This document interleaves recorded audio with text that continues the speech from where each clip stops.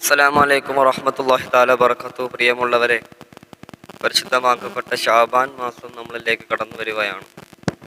ഷാബാനു ഷഹരി, ഷാബാൻ എൻ്റെ മാസമാണെന്ന് റസൂലുള്ളാഹി സ്വല്ലല്ലാഹു അലൈഹി വസല്ലം തങ്ങൾ പറഞ്ഞ മാസം. റജബുൻ ഷഹറുല്ലാഹ്, അള്ളാഹുവിൻ്റെ മാസമാണെന്ന് പഠിപ്പിച്ച് തന്ന റജബ് മാസം തീരുകയാണ്. ഇന്ന് 28 റജബ്. റമദാൻ നമ്മളിലേക്ക് വരികയാണ്.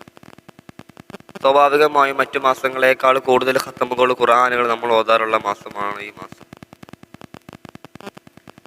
ഇത്രയും ഖത്തമുകൾ തീർത്തിട്ട് എന്താണ് നന്നാവാത്തത്?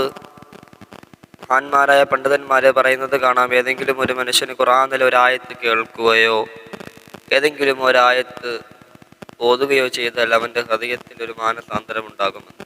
എന്തുകൊണ്ടാണ് പിന്നെ നമുക്കത് ഉണ്ടാവാത്തത്? ഇത്രയും ഖത്തമുകൾ തീർത്തിട്ട്. കാരണം നമ്മളാരും ഖുർആൻ ഓതുകയല്ലല്ലോ, ഖുർആൻ വായിക്കുകയല്ലേ. അവിടെ ഇരിക്കുകയാണ്. ഈണം മാത്രം നോക്കിക്കൊണ്ട് ഓതുന്നവരുണ്ട്. അതുപോലെ തന്നെ മറ്റുള്ളവരെ കാണാൻ വേണ്ടി ഓതുന്നവരുണ്ട്. അതുകൊണ്ടൊക്കെ തന്നെയാണ്, അല്ലെങ്കിൽ പെട്ടെന്ന് ഖത്തമ് തീർക്കണം എന്നൊക്കെ തോന്നുന്നവരുണ്ട്. അതുകൊണ്ടാണ് പരിശുദ്ധമാക്കപ്പെട്ട ഖുർആൻ ഓതിയിട്ട് നമ്മൾക്ക് ഖുർആൻ ഓതിയിട്ട് നമുക്ക് മാനസാന്തരം ഉണ്ടാവാത്തത്. നമ്മൾ ഖുർആൻ വായിക്കുന്നത് കൊണ്ടാണ്. മാതൃഭൂമി പത്രങ്ങളും മറ്റു മനോരമ പത്രങ്ങളൊക്കെ വായിച്ചു തീർക്കുന്നത് പോലെ, റിസാലയൊക്കെ വായിച്ചു തീർക്കുന്നത് പോലെ, കഥാപുസ്തകം വായിച്ചു തീർക്കുന്നത് പോലെ നമ്മൾ വായിച്ചു തീർക്കുകയല്ലേ വിശുദ്ധമായ ഖുർആൻ. 6-ാം നൂറ്റാണ്ടിൽ ഫുളൈൽ ഇബ്നു ഇയാദ് എന്ന് പറയുന്ന ഒരു ചെറുപ്പക്കാരനായ സ്വഹാബിയുണ്ട്. അദ്ദേഹം ഒരു വ്യഭിചാരിയാണ്, ഒരു ഗുണ്ടാ തലവനായിരുന്നു. ഇദ്ദേഹം റോഡിലൂടെ നടന്നു പോകുമ്പോൾ ഏതെങ്കിലും ഒരു പെണ്ണിനെ കണ്ടു കഴിഞ്ഞാൽ ആരുടെ ഉമ്മയാണെന്നോ ആരുടെ മകളാണെന്നോ ആരുടെ സഹോദരിയാണെന്നോ ആരുടെ ഭാര്യയാണെന്നൊന്നും ഫുളൈൽ തങ്ങൾക്ക് അറിയണ്ട. തങ്ങൾക്ക് അപ്പോൾ വ്യഭിചരിക്കണം.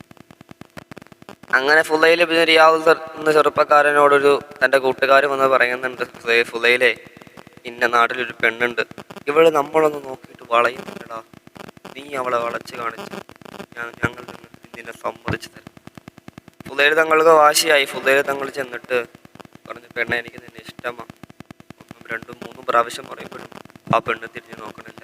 ഫുളൈലിന് വല്ലാതെ ദേഷ്യം വന്നു. അന്ന് രാത്രി ആ പെണ്ണിൻ്റെ വീട്ടിൽ കയറിയിട്ട് ആ പെണ്ണിനെ വ്യഭിചരിക്കാൻ വേണ്ടി പോവുകയാണ്. അവളെ ബലാത്സംഗം ചെയ്യുകയാണ്. അവളുടെ വസ്ത്രങ്ങൾ മുഴുവനും വലിച്ചു കീറുകയാണ്. എന്നെയൊന്നും ചെയ്യരുതേ എന്ന് ആ പെണ്ണ് വിളിച്ചു പോകുന്നുണ്ട്. അവളെ വ്യഭിചരിക്കാൻ വേണ്ടി ഫുളൈൽ തങ്ങൾ പോകുമ്പോൾ ഈ പെണ്ണെന്ന് ശബ്ദം മിണ്ടാതിരിക്കുകയാണ്. ഫുളൈൽ ചോദിച്ചു, എന്തേ നീ മിണ്ടാതിരിക്കുന്നത്? നീ വ്യഭിചരിക്കാൻ